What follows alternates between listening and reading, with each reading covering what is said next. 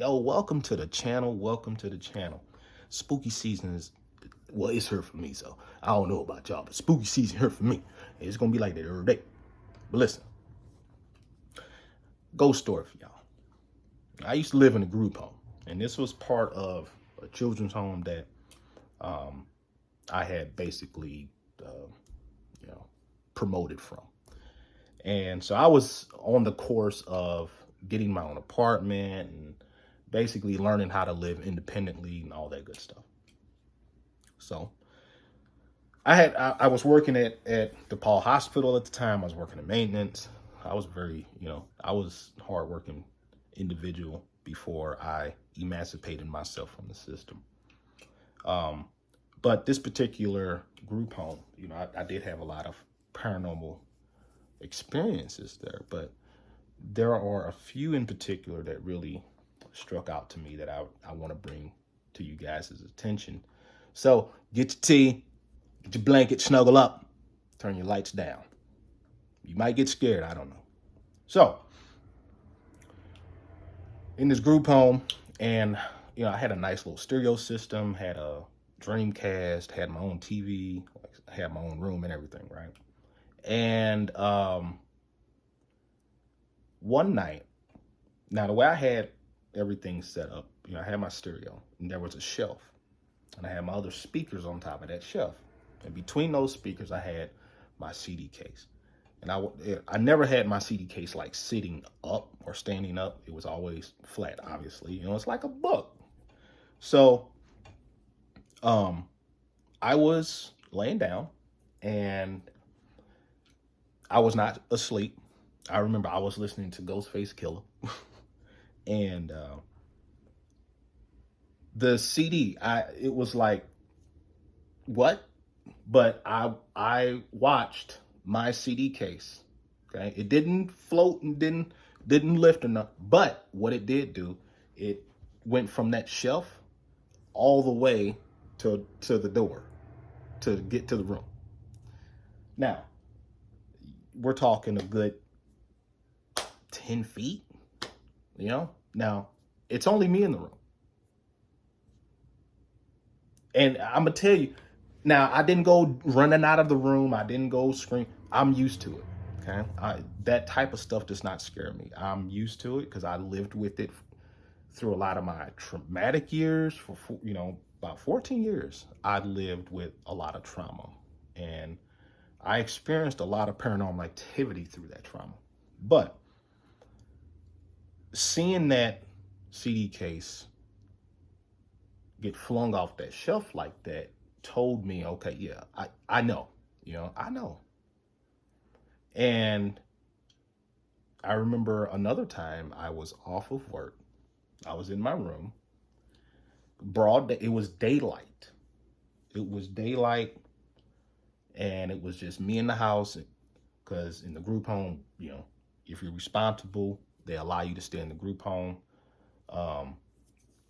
Because I'm like, 17 at this time. So, hey. But again, I was on the bed. I was in my room, minding my business. And as clear as day, I heard my adoptive mom's voice call me at the bottom of the stairs. It was her voice. And I know, like I didn't know then, not to acknowledge things. Like I did not know things. But what do you think I did not knowing that? I acknowledged it. And when I heard that, Isaac, like I jumped up off my bed, and it was like I was instantly taken back to my traumatic past. Like I was not in that room for that moment. I was in the room I used to get beat on. That's where I was. And hearing my name get called like that, I was just like, whoa, what's going on? And I get to the door and I look down the stairs, and there's nothing. There was nobody. I even walked down, I looked, nothing. I was the only soul in that house. Or was I? So I never really told people about any of my paranormal stuff. but I'm going to give y'all one more. I was in prison, and if you are if you believe in the paranormal, and if you believe in what makes the paranormal, then you can believe that trauma, has a way of leaving imprints in the environment, and those things get replayed. Residuals, right? We get these residual hauntings, and I think that's what prisons are. Um, the, you know, I stayed in a solitary confinement cell that looked like a tomb almost, and so I had a cellmate who he told me a ghost story that really freaked me out because he did time as well, and he told me about time he was in solitary confinement and how he would feel, hands touching him, or you know, hearing voices in the same cell with him. And it's like, huh? Like, how do you do that? You're already trapped. You can't go nowhere. How do you do that? So, you know, and coming from him, it's just like you just learn to ignore it. And that's what I had to do. Going through a lot of my trauma, I had to learn to ignore the things that were going on around me. So when I was in prison, um, you know, I I really tried not to pay attention to the souls that had passed on. I really tried to acknowledge them, but it's hard because I remember one night, um, I was actually I was coming in from a chapel service at a class, and I was a good distance in front of other inmates because I usually like to walk by myself. I didn't really do the whole crowd thing, in case something pop off. I'm not trying to get caught up in the mix. So, I would walk by myself, as best as I could. And I remember I had a good gap, it was just me. And the feeling of the hand, like a hand on my shoulder, calls me to stop and say, hey, man, and like dudes are, coming up behind me, and I'm turning around and they looking at me like, what the hell is this dude? And I'm just like, man, but there's things that go on when we don't know, you know. I have always felt presences, the weird feelings, and I'm used to it.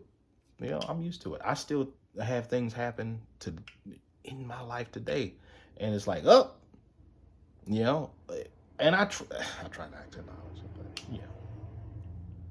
I'm a huge paranormal guy. I love it in a way because I look at it like this: spirits have something to tell us, and yeah, there are spirits you don't want to acknowledge, but there are spirits out there who, they're trying to say something. And we have loved ones out there who, a lot of us go through, I wish I could have said something to this person before the inevitable happened. A lot of us go through that. I go through it. And I think with, a lot of spirits remaining, obviously some have unfinished business. Some are like, hey, I gotta let somebody know.